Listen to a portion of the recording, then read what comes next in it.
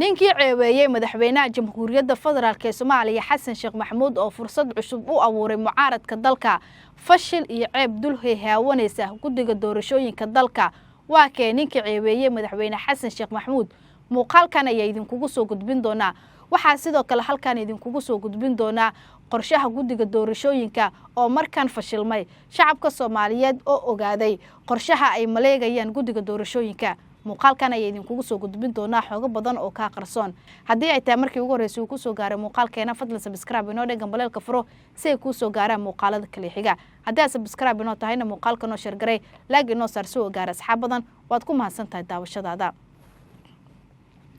markan waxa fashil iyo ceeb dul haawanaya guddiga doorashooyinka qaranka kuwaasi oo gudoomiyaha ee guddiga doorashooyinka muuqaalo laga soo bandhigay ay muujinayeen sida uu u madadaalinayo shacabka Soomaaliyeed laga soo bilaabo bishii June ilaa ay bisha December aynu ku jirno oo maalmo qura ay ka harsan yihiin iyadoona maalinba maalin uu u qabanayay doorashada golaha deegaanka inay bilaaban doonto muuqaalo lagu baahiyay baraha bulshada ayaa muujinayay fashilka iyo fadeexada ee guddiga doorashooyinka xilligan dul haawanaysa hal mar waxaan isla daawanaynaa gudoomiyaha guddiga doorashooyinka muuqaaladii 24 saac laga soo baahiyay kuwaasi oo ahaa in laga soo bilaabo June ilaa December maalin uu qabanayay inay bilaaban doonto doorashada golaha deegaanka ee degmooyinka gobolka Banaadir shooyinka golaha deegaanka oo dhici doona bishaan sanadkan aan ku jirno bisha June 30keeda bisha October 30keeda waa maalinka laga codeyn doono gobolka Banaadir oo shacbiga Soomaaliyeed ay aadi doonaan inay u dareeraan inay doortaan madaxdooda golaha deegaanka insha Allah taala iyo duqa magaalada Muqdisho November 30keeda waa maalinta noo astaysan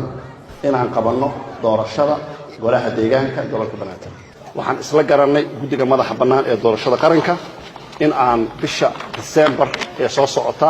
25keeda ay noqoto maalinka magaalada Muqdisho dadka ku nool ay u dareeri doonaan doorashada golahooda deegaanka waa gudoomiyihii dhammaan ee guddiga doorashooyinka isla markaana loo xirsaaray arrimaha doorashooyinka oo madaxweynaha jamhuuriyadda federaalk ee Soomaaliya Xasan Sheekh Maxamuud uu ku doonayo in dalka ay kaga dhacdo doorasho qof iyo cod ah markii muuqaalkan uu ku soo baahay baraha bulshada isla markaana si aad ah u qabsaday 24 saac ee ugu dambeysay waxa hadal heen badan ka dhaxlaatay bulshada Soomaaliyeed dhexdooda iyagoona ku tilmaamaya in gudoomiyaha guddiga doorashooyinka uu madadaalinayo shacabka Soomaaliyeed qaarkoodna waxay ku tilmaamayeen in gudoomiyaha guddiga doorashooyinka marka uu qabto waqtigaasina la gaaro waxyaabihii loogu talagalayna sidii la rabay ay noqon waayeen sidaas darteedna uu maalin kale u cayimayay balse shacabka Soomaaliyeed ayaa waxa ay markaan ay dhursugayaan bisha December oo lagu jiro 25keeda uu qabtay gudoomiyaha guddiga doorashooyinka in arintani ay ruwaawi doonto ama in kale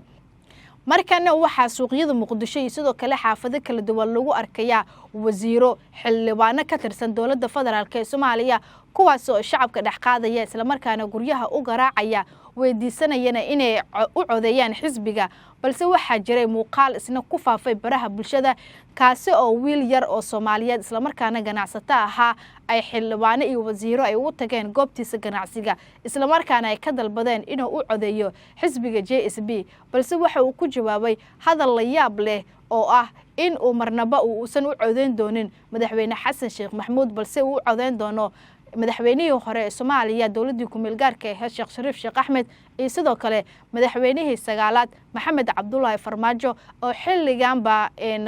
ololihiisii doorasho ka dhaxwada magaalada Muqdisho hal mar waxaan isla daawanaynaa muuqaalka wiilkan Soomaaliyeed oo sida adag uga hadlay fikirkiisa amaba sida uu rabo inuu codkiisa u dhiibto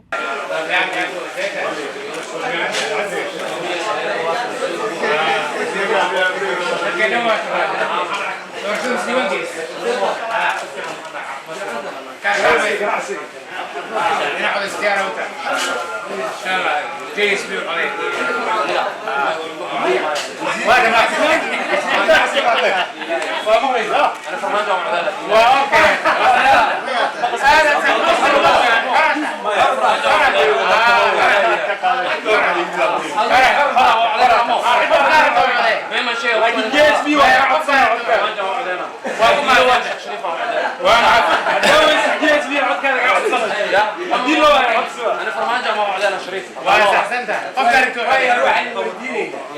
قناعسي محل وقبتها اسمها سيدي قناعسي اسمها الحمد لله اسمها يا سيدي قناعسي هذا اسمها وقبتها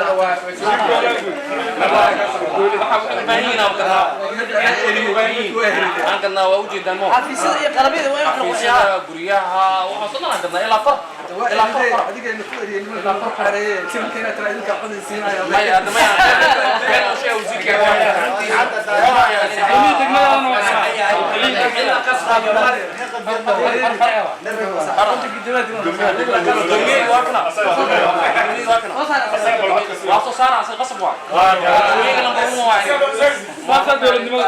madaxweyne xasan sheekh maxamuud waxa uu doonayaa in dalka ay ka dhacdo doorasho qof iyo cod ah haddana weli ma aysan bilaabanin doorashada golaha deegaanka waqtigiisana waxa uu haray in ka yar 5 bilood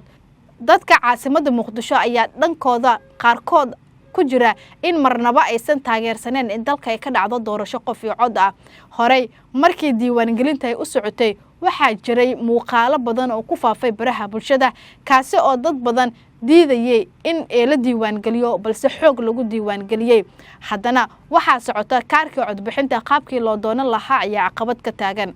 doorasho qof iyo cod ah ayuu ku hanweyn yahay madaxweynaha talada haya xasan sheekh maxamuud in dalka ay ka dhacdo doorasho qof iyo cod ah halka siyaasiyiin badan oo mucaaradna si adag ay ugu soo horjeedaan waxaana siyaasiyiintaas ka mid ah madaxweynihii hore ee Soomaaliya Sheekh Shariif Sheekh Axmed madaxweynihii hore ee sagaalaad ee Maxamed Cabdullaahi Farmaajo Cabdiraxmaan Cabdishakuur Warsame Xasan Cali Qeyre Roble iyo sidoo kale mas'uuliyiin kale oo xilligan si adag ugu soo horjeeda in dalka ay ka dhacdo doorasho qof iyo cod ah waxaa sidoo kale ka soo horjeeda in dalka ay ka dhacdo doorasho qof iyo cod ah qaar ka mid ah maamul goboleedyada dalka ay ugu horeeyaan maamul goboleedka Puntland oo horkacayo سعيد عبد الله الدني sidoo kale madaxweynaha Jubbaland Axmed Maxamed Islaam Axmed Madoobe markana waxaan isla daawanaynaa qaar ka mid ah xildhibaanada oo dadka ka codsanaya inay qaataan kaarka codbixinta afta soo qaado ku coday qofka rabto coday ya hada anaga noo roonaatiina waa mahadsantihiin hada nadiidiina dan kamali ya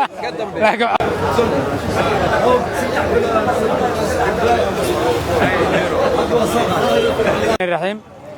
الحمد لله والصلاة والسلام على رسول الله صلى الله عليه وسلم قلها وزيرة حبناها هلكان كجوجا دومية كحجينك قبل كبنادر دوميها دقمدة معمول كدقمدة تليها بوليسكا تليها عيدا كإلالة الدجانك سراكيشة كليته هلكان جوجا يجان عصتها السلام عليكم ورحمة الله وبركاته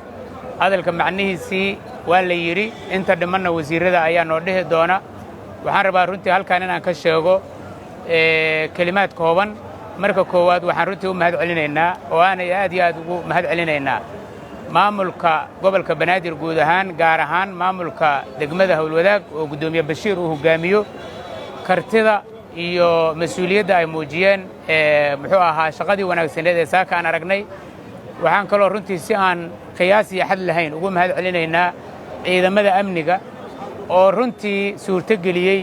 meeshan maanta aan joogno in aan joogno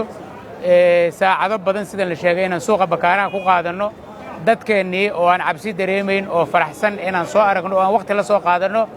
qiimo aad iyo aad u badan bay ku kacday intii u shahiiday ilaahay ha u naxariisto dadka Soomaali xusuusta ka mudan oo ducada ka mudan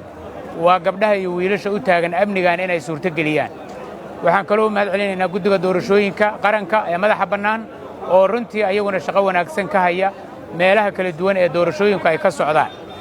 intaas ka sokow annaga shaqadeena waxay ahayd inaan dhiiri gelino oo aan ogaano sida ay hawshaasi u socoto oo aan dadka soo dhageysano waxaan ku faraxsanahay saacado badan oo aan suuqa soo dhex joognay inaan aragnay dad ka badan intii aan filaynay oo haysta kaararkii oo u diyaarsan inay codeeyaan oo runtii wacyi gashan oo dareensan in mustaqbalkooda uu maanta gacantooda ku jiro dadkaas oo runtii faham siyaasadeed iyo aragti sare oo siyaasadeed ka lahaa mustaqbalka dalka waxay marka taasi muujinaysaa meesha aan u soconno madaxweynaha iyo ra'iisul wasaaraha iyo xukuumaddu ay dalkan u wadaan dadka Soomaaliyeed sida ay u aqbalsan yihiin iyo sida ay ugu socdaan si kastoo la isku dayo in lugta loo jiido si kastoo la isku dayo in loo daahiyo waxaan ku faraxsanahay shaqadii maalmo badan riyada ahayd in ay maanta run tahay in ay maanta socoto inaan soo dhaafno isdiiwaangelintii inaan marayno kaarqaadashadii inaan maalmo kadibna insha allahu tacaala doorashadii geli doonno kadibna halkaan inay ka talin doonaan dadka ay dadka Soomaaliyeed soo doorteen waxaan ku soo gabagabeynayaa inaan fariin u diro muwaadiniinta Soomaaliyeed oo aan iraahdo saddex waxyaabood baan idinka doonaynaa marka koowaad waxaan idinka doonaynaa inaad codaysaan oo codkiina aad dhiibataan oo aad ogaataan taasi inay tahay xuquuq shakhsi ah oo qof kasta uu si shakhsi u leeyahay oo cidda asagu uu doorto oo xaq u leeyahay oo asagu ku qanacsan yahay uu doorto marka annaga mas'uuliyaddeena koowaad ma ahan inaan idin idhaahno hebel doorta hebelna diida mas'uuliyaddeena koowaad waa inaan idin dhahno codeeya annagoo xisbiga ka tirsan ayaa idin la codeeya oo cidda aad doontaan u codeeya hadafka aan u soconnaa maaha annagoo inaan kuraasta qaadanno maaha in xisbiga JSB guulaysto waa in muwaadiniinta Soomaaliyeed ay codeeyaan oo cidda ay doonayaan u codeeyaan taasi marka waxay muujinaysaa dareenka dad badan ay abuuraan oo isku dayay inay hannaankan siyaasadeeyaan inaan u sheegno damaca koowaad